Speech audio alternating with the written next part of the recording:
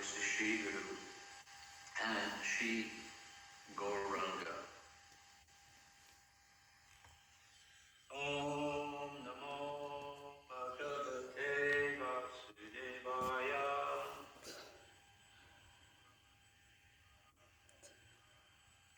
Om Namo Bhagavate Vasudevaya.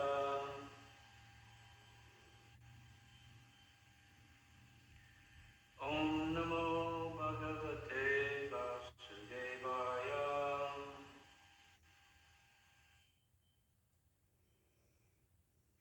So, we're reading from Srimad Bhagavatam, the first canto, which is entitled Creation. We're on chapter 8, which is entitled Prayers by Queen Kunti and Parikshit Saved. And we're on text number 6. If anyone can confirm that. Okay, thank you. I'm confirming. Yes, correct. Okay, but before we recite Srimad Bhagavatam, which is the very means of conquest, we should first of all offer our respectful obeisances unto the Supreme Personality of Godhead, Narayan, unto Narayan Rishi, the supermost human being, unto the Goddess of Learning, Mother Saraswati, and unto the author, Srila Vyasadeva.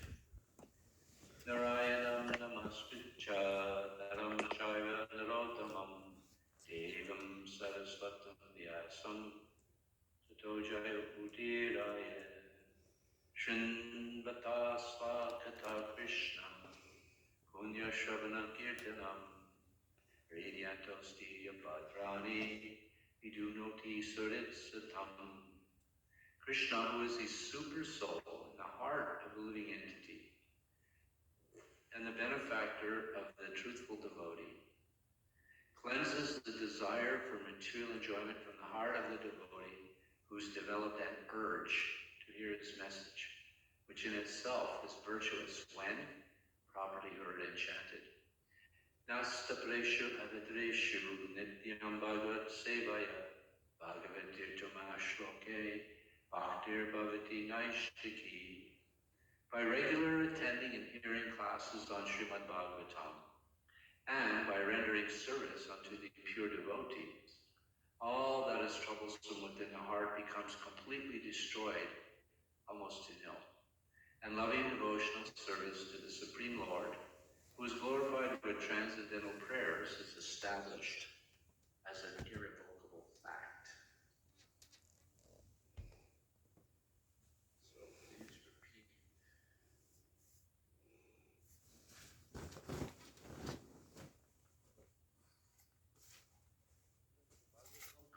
Oh, you have it. Okay.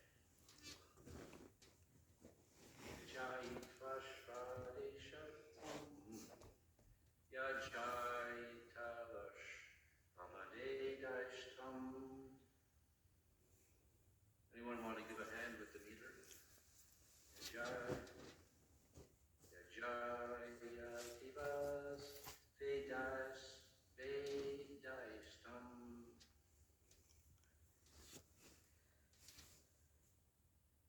Trivir Uttama Kalpakai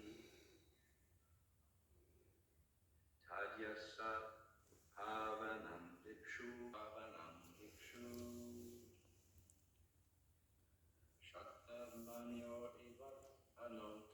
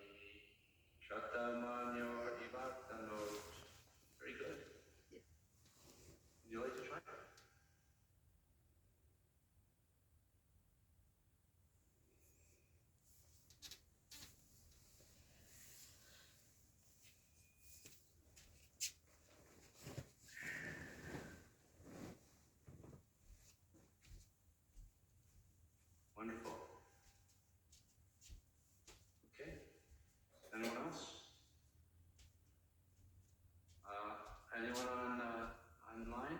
Yaja Vichwash Mame Gashtam Tribir Utamako Pakai Tatyashaha Pavanam Dikshu Shatamanyori Vatana Yajayitva Swamedaistam Rivi Uttama Kalpakai Tatyasha Pavanam Dikshu Satamayor Ivatanat Yajayitva Swamadishtam Rivir Uttama Kalpai Tatyasha Pavanam Dikshu Satamanor Vatanot Yajayitva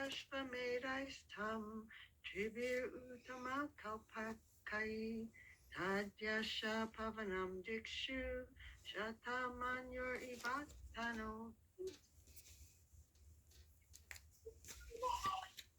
Yajayatvatsvamaitastam Tribhirutama Kalpakahe Tadyasho Pavanam Dikshu Satamanurivatanot.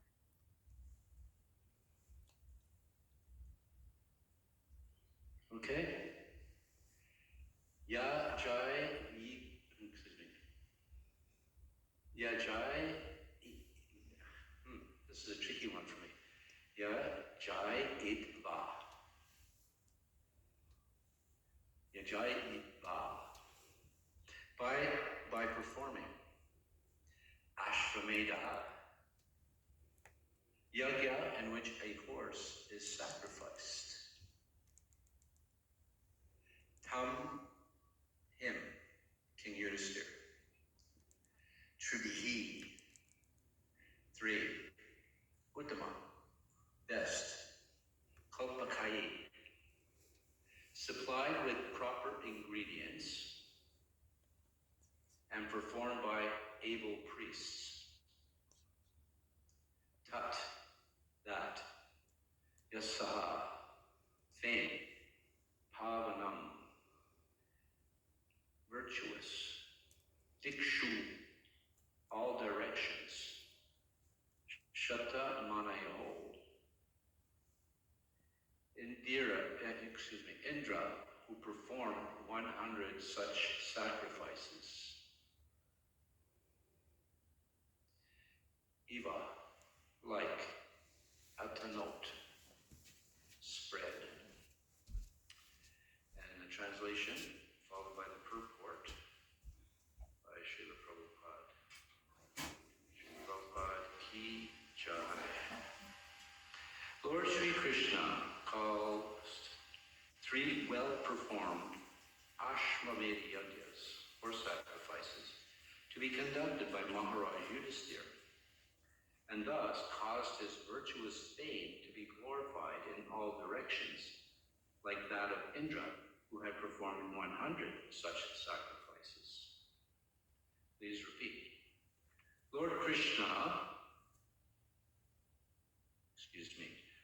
Sri Krishna caused 3 well-performed Ashvamedha yajnas, or sacrifices, to be conducted by Maharaj Yudhisthira, and thus caused his virtuous fame to be glorified in all directions, like that of Indra, who performed 100 such sacrifices. Report. This is something like the preface to the performances of Ashvamedha Yajna by Maharaj Yudhisthira. The comparison of Maharaj Yudhisthira to the King of Heaven is significant. The King of Heaven is thousands and thousands of times greater than Maharaj Yudhisthira in opulence, yet the fame of Maharaj Yudhisthira was not less.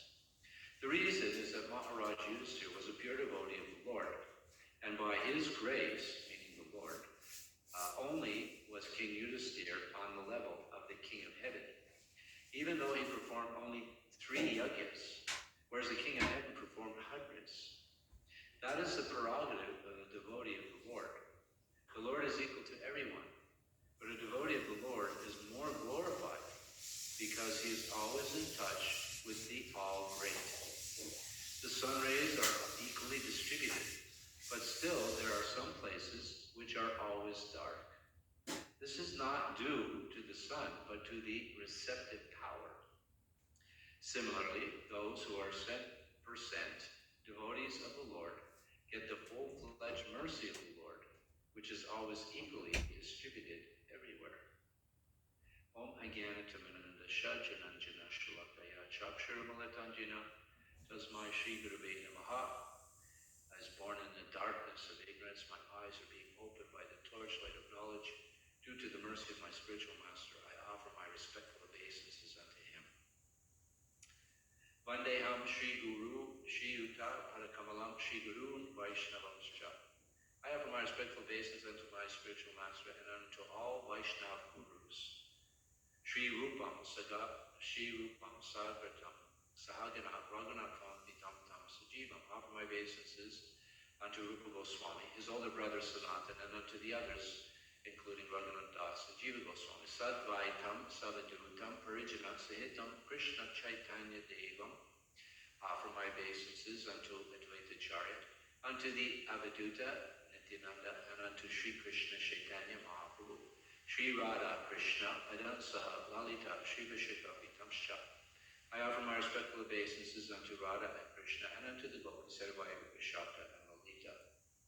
I offer my respectful obeisances unto His Divine Grace, A.C. Bhaktivedanta Swami Srila Prabhupada, who is very dear to Lord Krishna, having taken shelter at his lotus feet in this robe. Our obeisance unto you, O servant of Srila Bhakti Siddhanta. You are kindly spreading the message of Lord Chaitanya Mahaprabhu throughout the Western world, which is filled with voidism and impersonalism. And I offer my respectful obeisances unto all Vaishnava devotees of the Lord, those who are present here today in the temple, those who are present online. I take the dust of your lotus feet on my head, and unto all Vaishnava devotees who are present in sound. You are all like the desire trees. You can fulfill the desires of everyone and full of compassion for the fallen conditioned souls. Offer my obeisances unto Lord Chaitanya Mahaprabhu, unto Lord Nityananda, unto Advaita Acharya, unto Gadadhar, unto Srivas, and all those who line up. Lord Chaitanya, Hare Krishna, Krishna Krishna, Hare Hare, Hare Rama, Rama Rama, Hare Hare.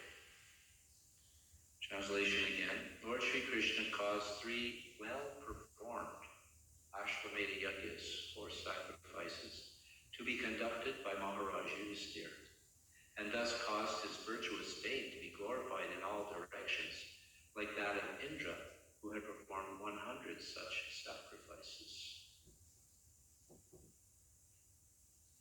So,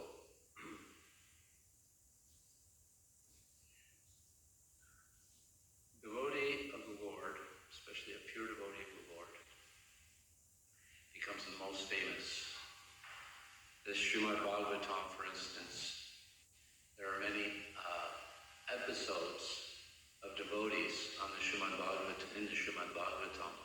It's 5,000 years and they're still glorified today, such as Maharaj Yudhisthira and so many others. But then one may also say, well, also in the Bhagavatam, there are also demoniac persons, asuras, demons, Hiranyakashipu. He's been not famous, but the opposite of famous, infamous, since millenniums, not just 5,000 years ago, but millions of years ago. And the pastime of Hiranyakashipu and Hiranyaksha, it took place in a different age.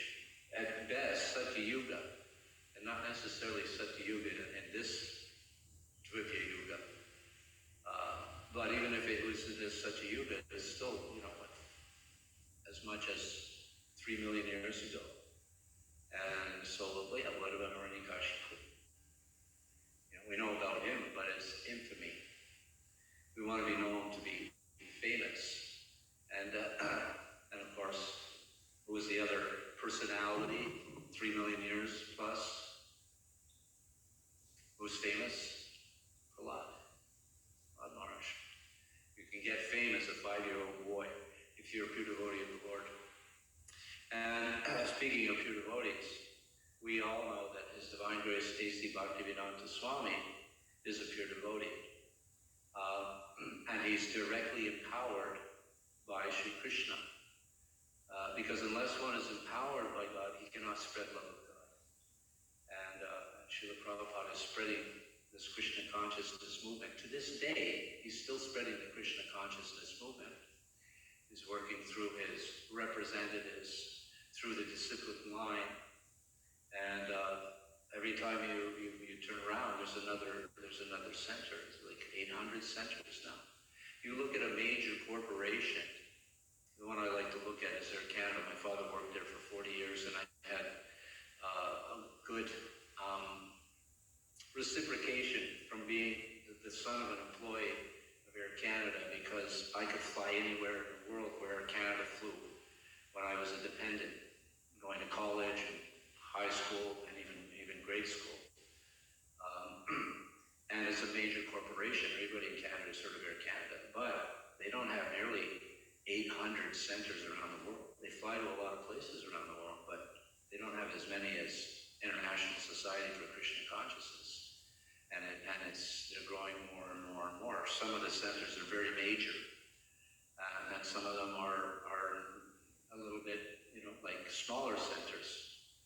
But being a small center is not necessarily a discredit, because this whole movement started in a small center, 26 2nd Avenue, in 1966. This lone Swami came to New York and got this little center with the help of some of the young youth there. And from that, it spread all over the world. There was one little seed in this little center, and the Krishna consciousness movement spread all over the world. It's inconceivable.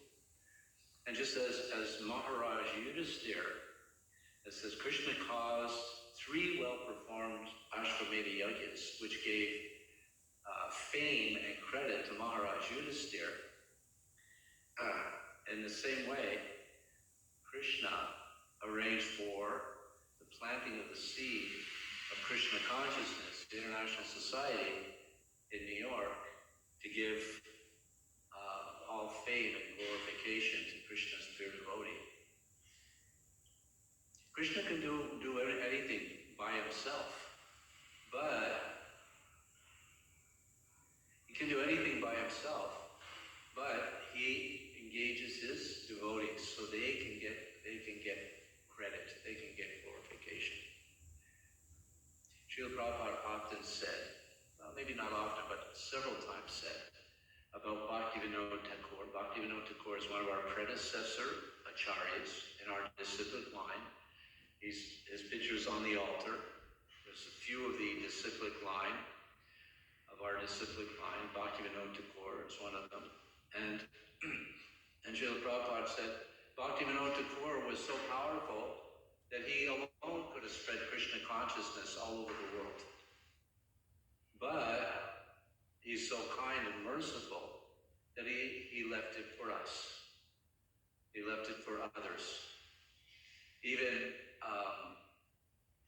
when the birth site of Lord Chaitanya was discovered by Bhaktivinoda Thakur, he ascertained by ancient maps, by Shastra, and by vision, the actual birth site of Lord Chaitanya Mahaprabhu.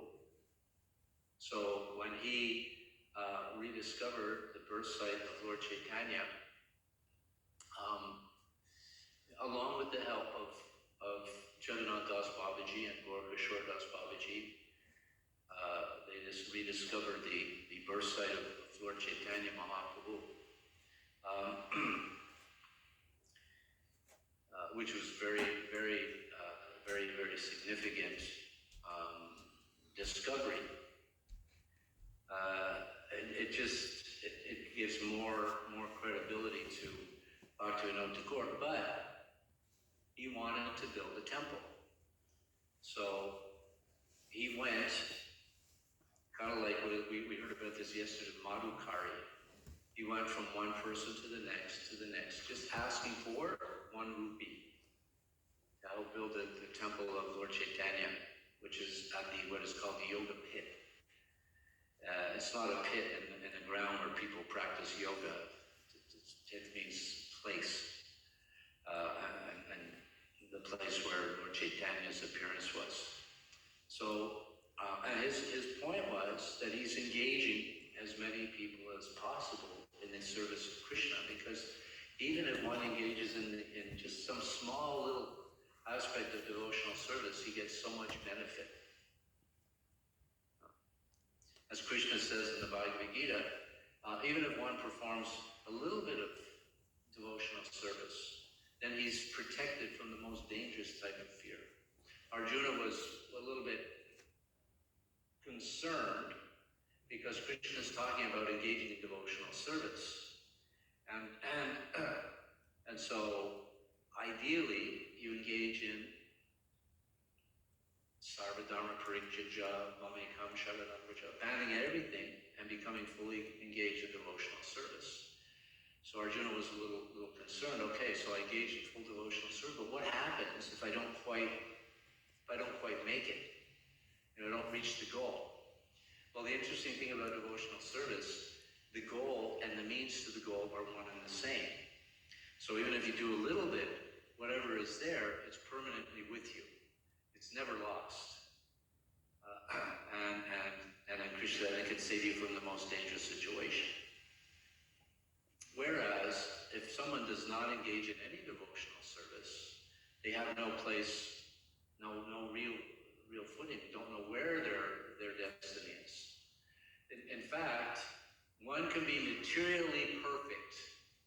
He can have all the material assets that are capable of acquiring by one individual, all the material assets, fame, wealth, beauty, knowledge, renunciation. You can have all this, and be perfect, be glorified by so many people. But if he's not a devotee of the Lord, it's all shrama eva kevalam. It's all a waste of time. Whereas someone else, materially, not that someone doesn't necessarily have to be materially impoverished, but if someone is materially impoverished, they may have no reputation, no recognition, materially speaking. But even if he engages in a little devotional service, just a little devotional service, he's far more fortunate than someone who is not engaged in the service of the Lord. So Maharaj Yudhisthira, he was obviously pure devotee of the Lord. He was giving more fame than Lord Indra. But at the same time, for those who know Mahabharata, Maharaj Yudhisthira was not even an ordinary mortal, because who was his father? Father was Dharmaraj, also a great demigod. So we were hearing how someone who's the son of a Brahmana, he's given the respect of the Brahmana, just like we're hearing about Ashvatthama, who engaged in horrific activities, not Brahmin activities. In other words, he was engaged in activities that are completely against Brahminical. So he was not demonstrating someone being a Brahmana. Svabhava Gyan is the term. When it describes the characteristics of the Brahmana, the Kshatriya, the Vaishya, and the Shudra, it's Svabhava. One's nature and one's activities. That determines one's Varna. Varna means occupation. Varna means an occupation. And the occupation, this social order of Varna and Ashram is created by Krishna himself, as he says in the Bhagavad Gita, Chatur Varyam Mayastritam Guna Karma Vibhagasaha. According to Guna, Vibhagasaha, one's nature and activities. You have to have both, have to be there. So, was a Kshatriya Brahmana. His father was a Kshatriya, right? He's a martial art teacher, Brahmana. So he's a Kshatriya Brahmana. So Ashvatthama is recognized as being the same, but it did not act, neither did he act as a Kshatriya, because he broke the codes of Kshatriya. The codes of Kshatriya are very noble. There's certain rules, there's certain regulations you follow. And he broke those rules. So he's not really a Kshatriya even, a genuine Kshatriya. And what to speak of being a Brahmana, definitely not a Brahmana. But at the same time, he was still given, for some reason, he was still given the respect of a Brahmana. One has to act, engage in the activity, and have the nature. So by birth, we may have the nature, because at the time of conception, the consciousness of the parents, that develops the consciousness of the child. It attracts a particular entity into the womb based on the consciousness. Just at the same time, when someone gives up this body, Krishna in the 8th chapter of Bhagavad Gita, there's a few verses where he says, Yam yam vapi smarnam bhavam, ante kale chameviram, that whatever one thinks at the time of death, that's where they go. So similarly, at the time of conception, whatever the parents are thinking at the time of conception, that's the quality of the soul that enters the womb. So genuine Kshatriya, genuine Brahmana, the consciousness is appropriate, they enter into the womb. So therefore, there's what is known as the Garbha Samskara, the purificatory process before having union to beget children. We go through a certain process, and then the consciousness is elevated, and therefore you attract an elevated soul into the womb. So based on that, if one is actually genuinely Brahminical, genuinely Kshatriya, then that nature can be there. But at the same time, we also see, especially in the present age, we also see that there's different nature in different children to the same parents. Some children, a father will have a son that becomes a doctor, and a father will have a son that will become a laborer or become a carpenter. It's like, so it's not based entirely upon one's birth or the nature of the parents, but it's based on your activity, your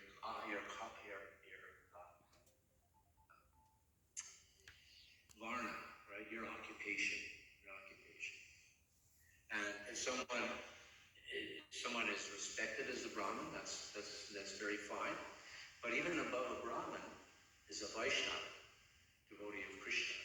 And there are many verses in the 7th chapter of the seventh canto of the Srimad Bhagavatam, where it says that even if someone is born in a family of dog eaters, the dog eater is pretty low.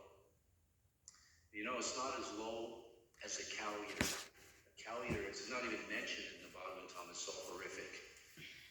I mean, we think that's disgusting, and it is. But more disgusting is actually eating a cow. It's really, it's not even mentioned on the pages of the Bhagavatam. So, but if someone is born as a dog eater, but he becomes a devotee of the Lord, he is better than someone who may be born in the family of a Brahmana.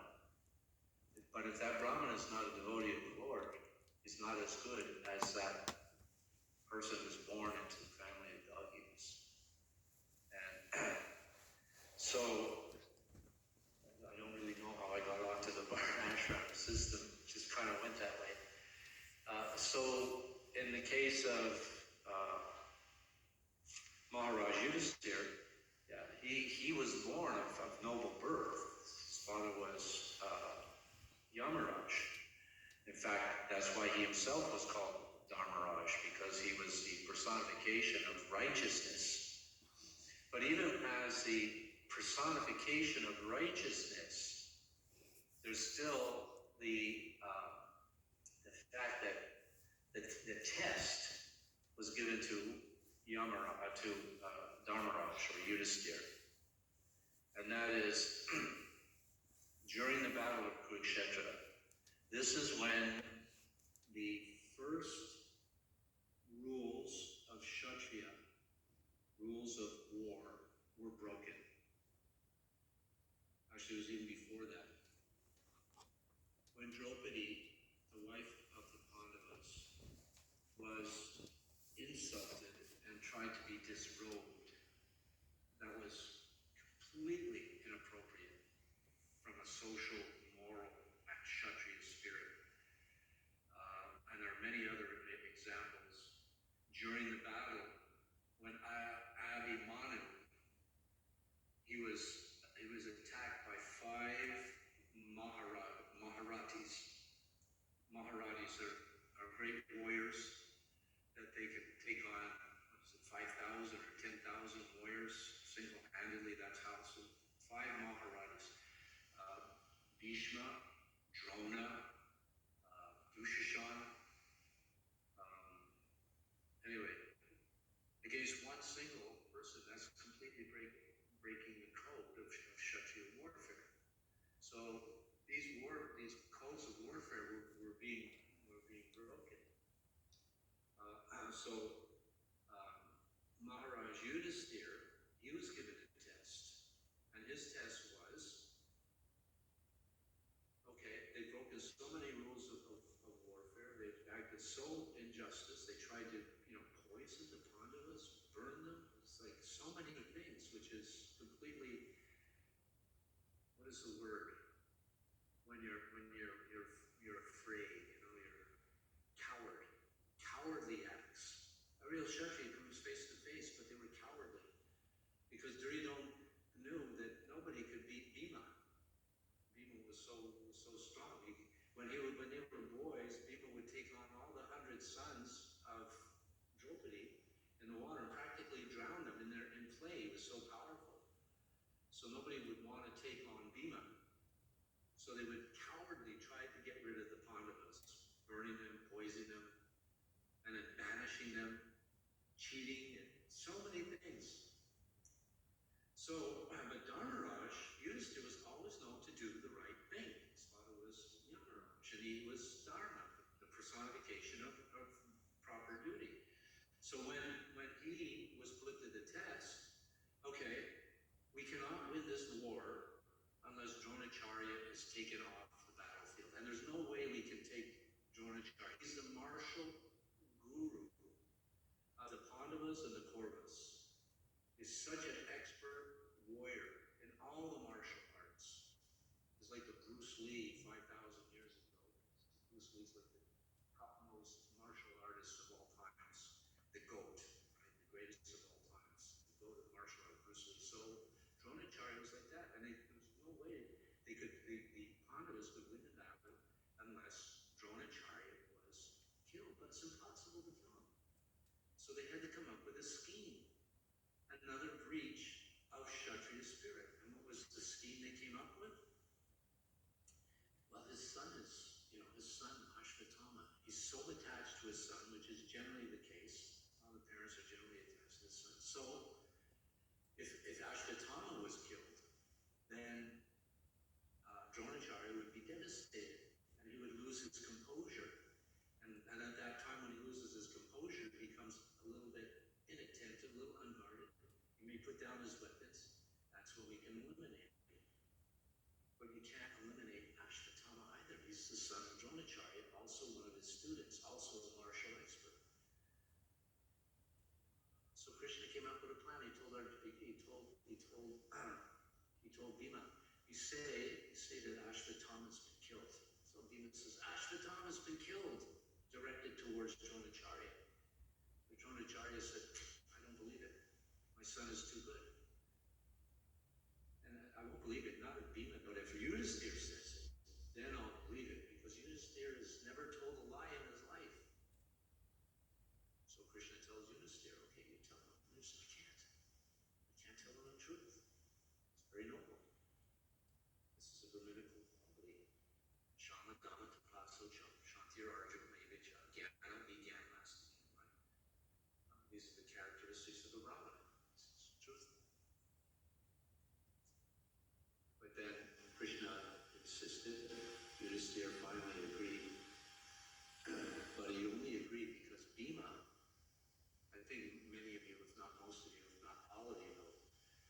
was an elephant that was named Ashwatthama. So Bhima went and killed the elephant, Ashwatthama. And then Krishna said, okay, so now Ashwatthama's been killed, you announce it. So your spear reluctantly announced, Ashwatthama has been killed. Ashwatthama, the elephant has been killed. And when Dronacharya heard this, he put down his weapons and he was eliminated from the battle. So the point is that, and after that, now Yudhisthira, he had the ability that when he walked, he didn't even touch the ground. So some say his chariot, some say his walking, but whatever the case, but after that incident, he would no longer walk above the ground. He actually had to walk on the ground. Now the personalists, they say that's because he told a lie. But no, the actual reason was because he didn't immediately follow the direction of Krishna. Even though he's a devotee of Krishna, he didn't follow the direction of Krishna. Therefore, that ability was removed from him. So this is another indication of showing that a Vaishnava is even above a Brahmana. And we have many examples. Narottam Das Thakur, whose appearance day was last week, one of the great acharyas in our disciplic line, he was the son of a king. But the king was a kshatriya. So he was known as the guru of the Shudra guru. And yet, he had many brahmanas, high-quality brahmanas, as his disciples, because he was qualified Vaishnava. Not just because automatically or Vaishnava automatically, because no, he was qualified, he was shastrically adept, he was actually Narottam Das was the personification of Lord Chaitanya. Narottam Das appeared around the time Lord Chaitanya departed from this world. But before Lord Chaitanya departed, before Narottam appeared, he went to the river, the Padma River, near a place called Keturi, and Lord Chaitanya took a bath in that river. And when he took a bath in that river, all of a sudden the river started with, waves and became very turbulent. And people were wondering what's going on. And Lord Chaitanya said, I have deposited my prema in the Padma River. And in the future, there's going to be one devotee by the name of Narottam. He's going to come, he's going to take bath in the river, and he's going to absorb my prema. So that was the case. Nityananda was there also. Nityananda came to Narottam when Narottam was a young man, 16 years old or something, and told him, go take a bath. And so Nityananda comes to you in a dream. It's like the pretense of the dream, the Lord appears. If we dream of Krishna, we dream of the pure devotee. It's not an ordinary dream. It's actually a transcendental experience. So when Narottam had a request in a dream by Nityananda, he went to the banks of the Padma, went in and bathed, and all of a sudden, the waves again became very turbulent, and he absorbed all the prema of Lord Chaitanya.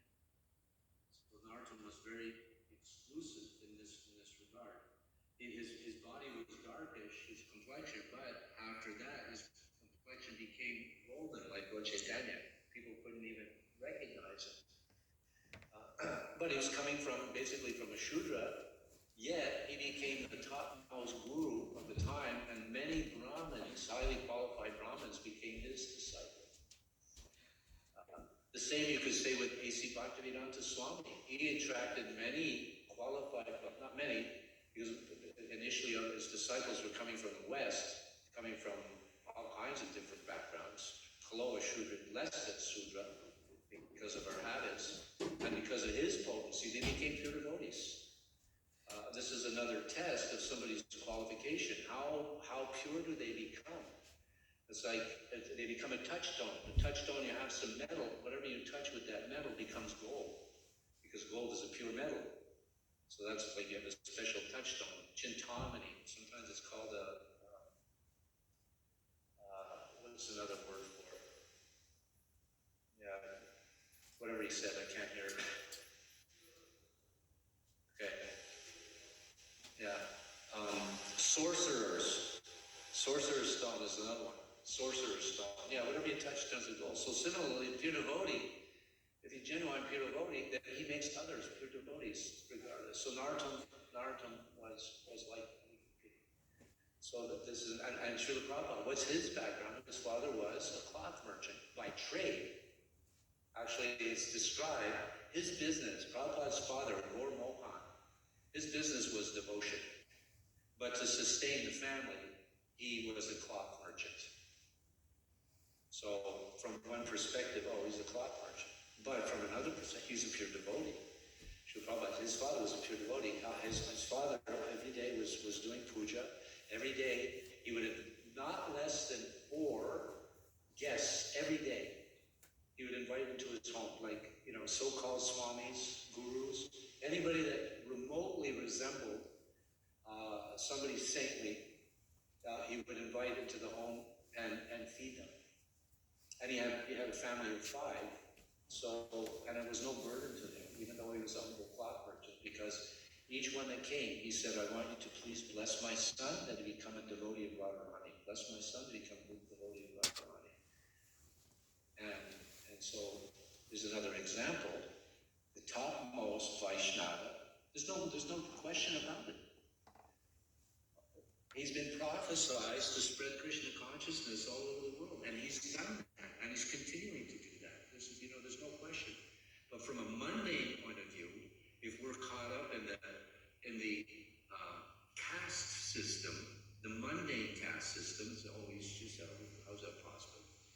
No, because he's the topmost Vaishnava, Uttama Adhikari. There's Vaishnavas. Kanishta Adhikari, you see the deity, you can worship the deity. That's Madhyama Adhikari, you actually get the opportunity to actually, worship the deity. You give Krishna consciousness to others. You make discrimination. You discriminate who's a devotee, who's a non-devotee, who's advanced devotee, who's a neophyte.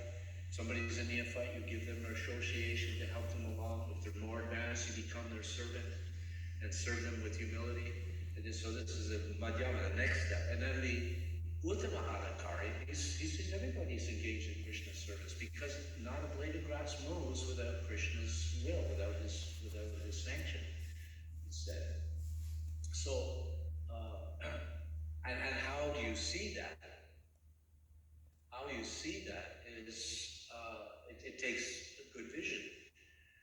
In the Bhagavad Gita, Prakrite Kriyamanani Guna Karmani Sarvasaha Ahankara Virudama Kartaham Iti Manyate.